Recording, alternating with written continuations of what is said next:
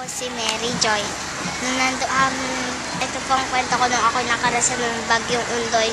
Nandun po kami sa bahay. Nag-iimis ni Mama.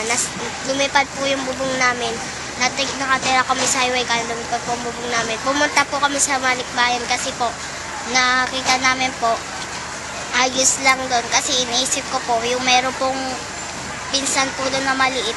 Tapos yung kuya ko na may sakit sa bato. Hindi po siya makakilos. Sila lang po nandoon, yung nanay po niya nasa palengke. Tapos pinuntahan ko po sila.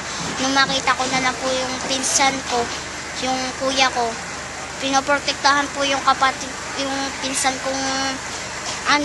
kong maliit na si Buda.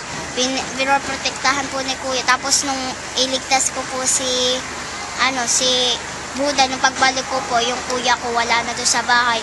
Mabuti na lang po na sampit po siya doon sa sumigaw po siya. Ngayon po, nilangoy ko po sila doon. Tapos nung nasa gitna na pala kami ng may tumulong po sa amin. Mabuti na lang po, nagpasalamat ako doon sa tumulong sa amin habang kami nandoon. Pero yung mga nanay ko po, nasa po sila, nasa ligtas na po sila. Tapos nandoon na po kami nandun na po kami sa highway.